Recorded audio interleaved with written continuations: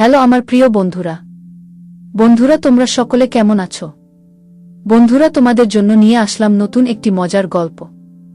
বন্ধুরা, গল্পটি না টেনে শেষ পর্যন্ত দেখবেন। গল্পটি শেষ পর্যন্ত দেখলে আপনাদের পাইপ দিয়ে পানি বেরিয়ে যাবে, আপনারা হাতের কাজ করতে বাধ্য হবেন। চলুন বন্ধুরা, কথা না বাড়িয়ে গল্পটি শুরু করি।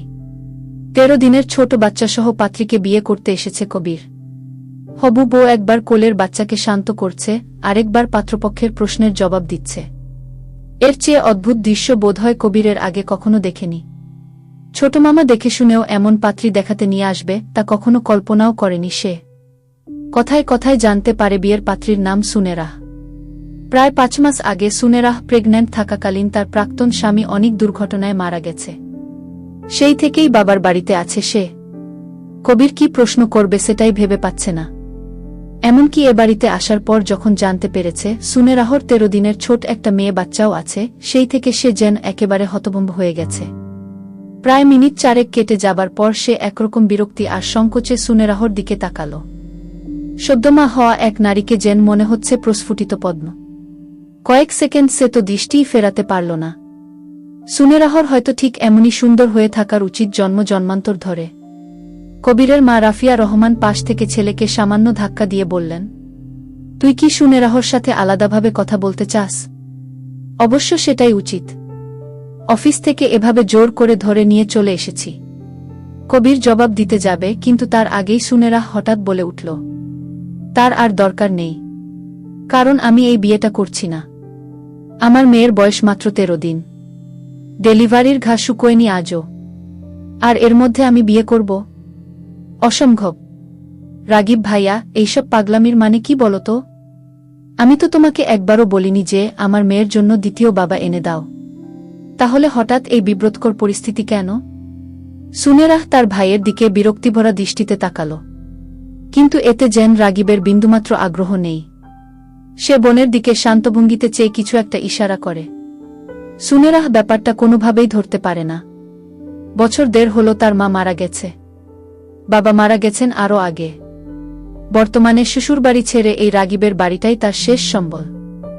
যদিও বাপের বাড়ির সম্পত্তিতে তার যথেষ্ট অংশীদারিত্ব রয়েছে, তবে রাগিবের হাবভাব খুব একটা সুবিধের লাগে না। বিধবা বোনকে কোনোরকমে তাড়াতে পারলেই বাঁচে সে।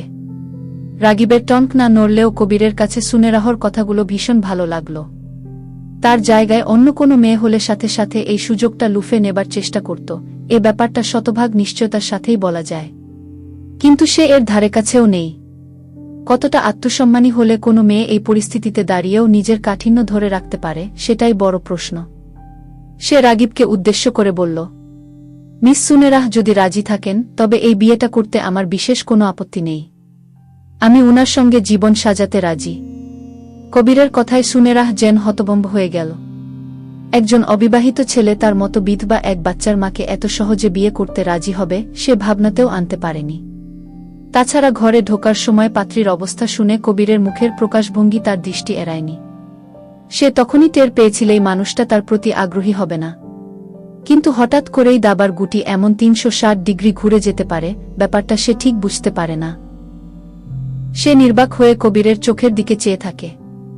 কবির আবার বলল, আমি সিরিয়াস। সুনেরাহ, আপনার সাথে আলাদাভাবে কথা বলা যাবে? সুনেরাহ একবার ভাইয়ের দিকে তাকাল। এই মুহূর্তে কি বলা উচিত আর কি করা উচিত সে জানে না। শুধু ফ্যালফ্যাল করে কিছুক্ষণ চেয়ে থেকে অজান্তেই মাথা নেড়ে সায় দিল। এরপর ছোট মেয়েটাকে কোলে নিয়ে সোজা উঠে গেল নিজের ঘরের দিকে। কবিরও তার পিছু নিল। ঘরে ঢুকে কবির খেয়াল করে দেখে ঘর জুড়ে অন্য একটি পুরুষের স্মৃতি লেপ্টে আছে। অগণিত ছবি, একটি কফি রঙের ব্লেজার ঝুলছে দেওয়ালে। একপাশে সুনেরাহর সাথে ভদ্রলোকের বেশ ঘনিষ্ঠ ছবি দেখে তার আর বুঝতে বাকি রইল না, এটা আসলেই সুনেরাহর প্রাক্তন স্বামী। আপনার স্বামীকে আপনি প্রচণ্ড ভালোবাসতেন, তাই না? তা বাসতাম বই কি।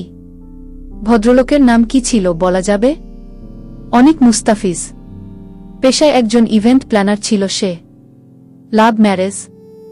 দীর্ঘ 3 বছর সংসার করেছি ওর সাথে। কবির একবার দীর্ঘশ্বাস ফেলল। ভালোবেসে মানুষ বেঁচে যায় শুনেছে, কিন্তু এইভাবেও একটা মানুষ, একটা নারী মরে যায় তা সুনেরাহকে দেখে সে খুব করে অনুভব করতে পারছে। সে সুনেরাহকে কিছু জিজ্ঞাসা করতে যাবে তার আগেই ছোট বাচ্চাটি হঠাৎ কেঁদে উঠল। সুনেরাহ প্রাণপণে কান্না থামানোর চেষ্টা করে, কিন্তু বাচ্চার কান্না কোনোভাবেই থামে না। কবিরও বেশ উতলা হয়ে ওর দিকে এগিয়ে গিয়ে বলল, ওকে একটু আলগা করে ধরুন, একটু দুপাশে ঘুরিয়ে আদর করে দেখুন তো। সুনেরাহ কিছুটা অবাক হলেও কবিরের কথামতো বাচ্চাকে সেভাবে ধরল, আর অদ্ভুতভাবে মেয়েটাও কিছুক্ষণের মধ্যেই থেমে যায়। সুনেরাহ এক আকাশ সমান কৃতজ্ঞতা নিয়ে কবিরের দিকে ফিরে তাকাল। আপনি কিভাবে বুঝলেন ওকে এভাবে ধরলে চুপ করে যাবে?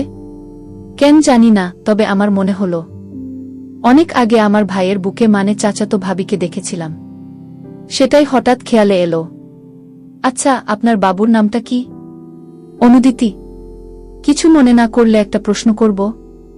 আমি জানি আপনি কি প্রশ্ন করবেন। ডেলিভারির মাত্র 13-14 দিনের মাথায় কেন আমার বিয়ে দিতে আমার ভাই এতটা উতলা হয়ে গেছে সেটাই তো জানতে চান, তাই তো? এ প্রশ্নের উত্তর আমারও জানা নেই, তবে আমার ধারণা হয়তো আমি এবং আমার মেয়ে তার কাছে বোঝা হয়ে গেছি। নিজের ঘাড় থেকে বোঝা নামাতে পারলে সে হাফ ছেড়ে বাঁচবে। বাবা মা দুজনেই মারা যাবার পর একটা মেয়ে তার স্বামীকে নিয়ে একটু স্বস্তি খোঁজে, কিন্তু আমার পোড়া কপালে আমি সেটাও হারিয়েছি। এখন এই অনুদিতিই আমার জীবনের একমাত্র ভরসা। কবিরের ভীষণ বলতে ইচ্ছে করছে, আমিও আজ থেকে আপনার শেষ ভরসা হতে চাই। কিন্তু সে দুঃসাহসে আর জোর পায় না। অচেনা নারীর কাছে নিজের ব্যক্তিত্ব বিসর্জন দিয়ে মুখ ফুটে বলার আর সাহস পেল না সে। মেয়েদের সম্পর্কে তার বাহ্যিক কিংবা অভ্যন্তরীণ দুই দিক থেকেই জ্ঞান একেবারে শূন্যের কোটায়। সেই জ্ঞান থেকে বলতে গেলে বরং হিতে বিপরীত হয়ে অনাস্থা ঘটে যাবে। কবির জানালার বাইরে দৃষ্টি রাখল। বেশ আয়োজন করেই বর্ষার সন্ধে নেমে আসছে। আকাশ জুড়ে মেঘেদের লুকোচুরি, মনে হচ্ছে এক্ষুনি বৃষ্টি নামবে। কবিরের কেমন যেন সংশয় হতে লাগল। সে কিছুটা আমতা আমতা করে বলল, আমাদের এক হবার সম্ভাবনা আছে? আপনি আমাকে করুণা করছেন, তাই না? পুরুষ মানুষ তো সচরাচর বিধবা কিংবা ডিভোর্সি নারীদের প্রতি করুণা করে না, তবে আপনি কেন? করুণা নয়, আপনাকে বিয়ে করতে চাওয়ার কারণ আপনার স্নিগ্ধতা। একটা সত্য যে আমি জানতাম না আমার ছোট মামা আপনার সাথে আমার বিয়ে নিয়ে আলাপ করবেন, আবার আমার আম্মাও এভাবে রাজি হবেন।